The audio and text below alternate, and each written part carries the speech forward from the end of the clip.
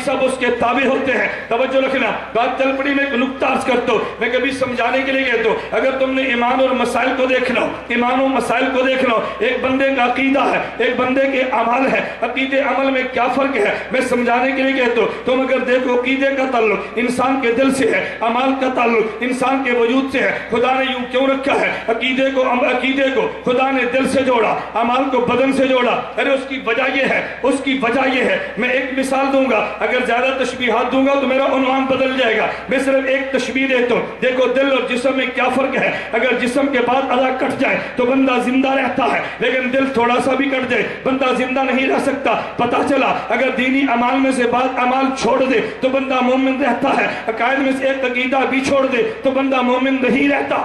عقیدے کو خدا نے دل سے رکھا ہے, عمل کو خدا نے بدن سے رکھا ہے. بدن کے بعد اعضاء کٹ بھی جائے بندہ تب بھی زندہ رہتا ہے, لیکن اگر دل تھوڑا سا کٹ جائے تو بندہ زندہ نہیں رہتا. مسائل میں بات پہ عمل نہ کرے مومن تب بھی رہتا ہے, لیکن عقیدے میں کوئی ایک عقیدہ بھی چھوڑ دے بندہ مومن نہیں رہتا. تو میرے پیغمبر کا وجود تو کہ جنت والا ہے, اس کی وجہ سے پیغمبر کی نیند بدل گئی ہے. پھر میں آگے چل کے کہتا ہوں تیرا وجود دنیا والا, نبی کا وجود جنت والا. گجرانوالہ کے دوستو تم بتاؤ, جب خدا موت کے بعد اللہ پھر حشر کے بعد مجھے تمہیں جنت میں لے جائے گا تو جنت میں جانے کے بعد موت آئے گی؟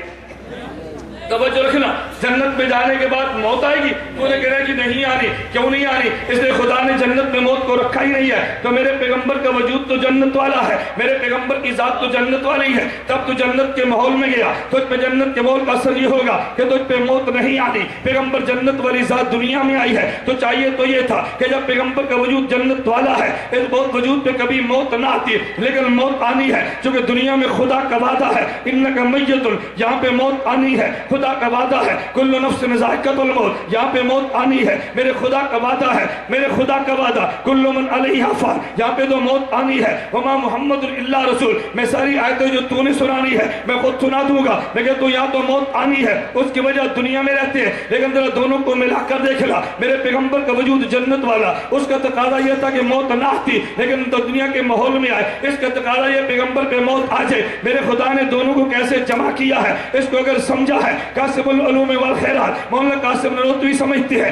مولانا قاسم نانوتوی رحمت اللہ علیہ فرماتے ہیں کہ دیکھو ایک دنیا کا مسئلہ ہے, ایک جنت کا مسئلہ ہے. خدا نے جنت کی زمین کے اندر حیات رکھی ہے اور دنیا کی زمین میں خدا نے موت رکھی ہے. میں قرآنی آیات پڑھتا نہیں, میں اشارے کر دیتا ہوں, تم قرآن کریم اٹھا کے دیکھ لو. خدا نے کئی موقع پر ارشاد فرمایا ہم نے زمین کو مردہ کیا تھا, جب آسمان سے بارش برسائی ہے پھر زمین کو زندہ کر دیا ہے. اگر شہر والے نہ سمجھے تو دیہات والے تو میری بات کو جلدی سمجھیں گے. میں چونکہ دیہات کے رہنے والا دیہاتی ذمہ دار آدمی ہوں, ہم زمین کے مزاجوں کو سمجھتے ہیں. اگر تم 2 سال زمین میں پانی لگاؤ تو زمین بنجر بن جایا کرتی ہے. اس سے پتہ یہ چلا کہ دنیا والی زمین کے اندر موت ہی موت ہے. پانی ملے تو حیات ملتی ہے, اگر پانی نہ ملے حیات کا تصور بھی ختم ہو جاتا ہے. لیکن جنت کے بارے میں کوئی روایت تمہیں نہیں ملے گی. جنت کی بنجر زمین ہے, اگر بارش برسے تو زمین تازہ ہوتی ہے, اگر بارش نہ برسے تو زمین بنجر رہتی ہے. نانا میرے دوست, خدا نے زمین جو جنت والی ہے اس کے وجود میں خدا نے حیات رکھی ہے. میں اس میں ایک چھوٹا سا واقعہ عرض کرتا ہوں, تم نے کئی بار سنا بھی ہوگا, اساتذہ کرام سے تفسیر پڑھتے ہوئے تم نے یہ واقعہ شاید کئی بار سنا ہوگا.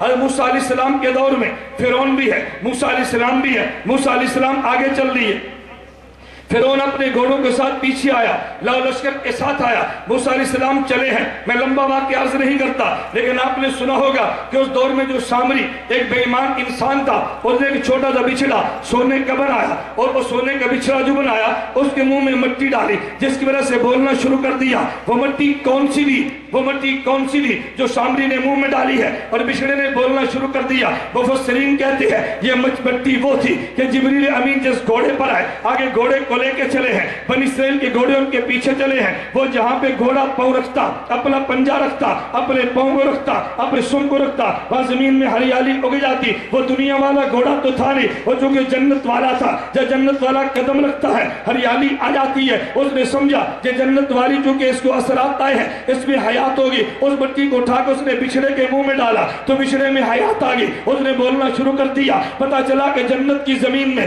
خدا نے حیات رکھی ہے اور دنیا والی زمین اور مٹی میں خدا نے موت ہی موت رکھی ہے. ادھر پانی آئے تو حیات ملتی ہے, اگر پانی نہ ملے زمین پہ موت آ جاتی ہے. جنت والے وجود کو پانی نہ ملے وہاں تب بھی حیات رہتی ہے. تو مولانا قاسم نانوتوی فرماتے ہیں امتی کا مسئلہ یہ ہے اس کے بدن میں روح کو ڈال دیا جائے, پانی کو ڈالے تو حیات ملتی ہے, اگر روح کو نکال لیا جائے اس میں موت آ جاتی ہے. میرے پیغمبر کا معاملہ یوں نہیں ہے. پیغمبر کے وجود جو کہ جنت والا ہے اس میں خدا نے حیات رکھی ہے. جب پیغمبر کے وجود میں پیغمبر کے وجود میں تمہیں روح نظر آتی ہے, پیغمبر کے وجود میں روح کے اثار تمہیں نظر آئے تب بھی حیات موجود ہوتی ہے. اگر تمہیں روح کے اثار نظر آئے پیغمبر کے وجود میں تب بھی حیات ہوتی ہے, کیونکہ پیغمبر کا وجود جنت والا جو ہے. لیکن وہ حیات کیسے رہتی ہے؟ مولانا قاسم نانوتوی فرماتے ہیں اگر تم نے اس کو سمجھنا ہو تو پھر پیغمبر کی نیند کو سمجھو, نبی کی نیند سمجھ آئے گی, پیغمبر کی موت بھی سمجھ آئے گی. پیغمبر کی نیند کو ہم نے دیکھا تو نبی کا دل جاگتا ہے, نبی کی آنکھ سو جاتی ہے. مولانا قاسم نانوتوی بھی فرماتے ہیں پیغمبر کی حیات کو سمجھنا ہو, پیغمبر کے ظاہر پہ موت ہوتی ہے لیکن پیغمبر کے دل میں حیات ہوتی ہے.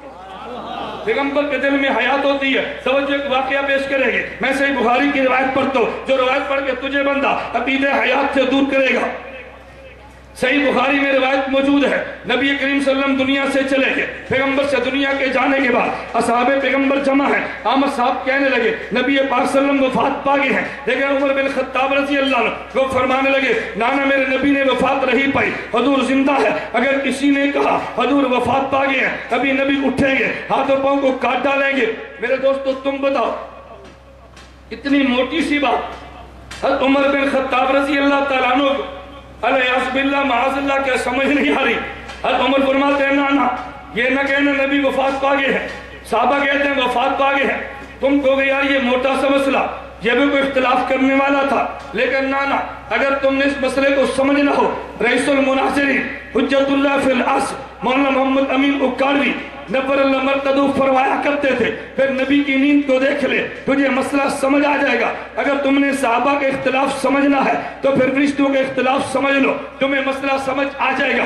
میرے نبی آرام فرما رہے ہیں تو نیند کے اندر دو فرشتے آئے. ایک فرشتہ آگے کہنے لگا حضور سو گئے ہیں, اور دوسرا فرشتہ کہنے لگا نانا حضور جاگ رہے ہیں. ایک نے کہا سو گئے ہیں, دوسرے نے کہا جاگ رہے ہیں. نبی پاک صلی اللہ علیہ وسلم نیند سے بیدار ہوئے, فرمانے لگے میں سویا تھا. دو فرشتے آگے ان میں اختلاف ہوا, ایک نے کہا نبی جاگ رہے ہیں, دوسرا کہتے ہیں حضور سو رہے ہیں. اللہ کے نبی فرمانے لگے کہ دونوں ٹھیک کہتے ہیں. حضور دونوں کیسے ٹھیک کہتے ہیں؟ اللہ کے نبی فرمانے لگے دونوں اس لیے ٹھیک کہتے ہیں کہ جن کی نگاہ میری آنکھ پر ہے کہتے ہیں حضور سو گئے ہیں, اور جن کی نگاہ میرے دل پر ہے وہ کہتے ہیں حضور جاگ رہے ہیں. تو کاروی فرماتے کہ صحابہ کی نگاہ نبی کی آنکھ پر ہے کہ وفات پا گئے ہیں, اور عمر کی نگاہ پیغمبر کے دل پر ہے کہ اب بھی زندہ ہے. صحابہ کی نگاہ نبی کی آنکھ پر ہے کہ وفات پا گئے ہیں, اور عمر کی نگاہ پیغمبر کے دل پر ہے کہ اب بھی زندہ ہے. سیدنا ابو بکر صدیق آگے رضی اللہ عنہ, توجہ رکھنا, سیدنا ابو بکر صدیق آگے فرمائے عمر یہ نہ کہنا یہ تو مان پیغمبر پہ موت آ گئی ہے. میں صرف سمجھانے کے لیے کہتا ہوں جی میں کیسے مانوں, مجھے دل میں تو حیات نظر آتی ہے. اب صدیق اکبر نے بات سمجھائی ہے, عمر پیغمبر کی نیند کو تو دیکھو, جب نبی کی نیند تم دیکھو گے تو آنکھ پہ تو نیند نظر آتی ہے, لیکن پھر بھی کہتے ہو نبی جاگتا ہے. تو کیوں کہتے ہو؟ نبی کی نیند اتنی ہی ہوتی ہے, آنکھ سو جاتی ہے, دل جاگتا ہے, تو نبی کی موت بھی اتنی ہی ہوتی ہے. ظاہر پہ موت ہوتی ہے, قلب میں حیات ہوتی ہے. ظاہر پہ موت کیوں آئی ہے؟ کل نفس ذائقۃ الموت جو موجود ہے, ظاہر پہ موت کیوں آئی ہے؟ انک میت جو موجود ہے, ظاہر پہ موت کیوں آئی ہے؟ کل نفس ذائقۃ الموت موجود ہے. پیغمبر کے قلب اطہر میں حیات کیوں موجود ہے؟ یہ یاد جنت والی جو ہے, یہ ذات جنت والی جو ہے قلب اطہر میں حیات کے اثار موجود ہیں, لیکن ظاہر پہ موت نظر آ رہی ہے. میں بتا یہ رہا تھا میرے پیغمبر کی ذات چونکہ جنت والی ہے, اس ذات کی وجہ سے چونکہ جنت والی ذات ہے تو جس کو یہ بات سمجھ نہیں آتی اس لیے اس نے پیغمبر کے وجود کو سمجھا نہیں ہے. اگر یہ سمجھے پیغمبر کا وجود کون سا ہے تو پھر بات سمجھانی بڑی آسان ہے, اور جب یہی نہ سمجھے میرے نبی کا وجود کون سا ہے تو مسئلے کو سمجھے گا کیسے؟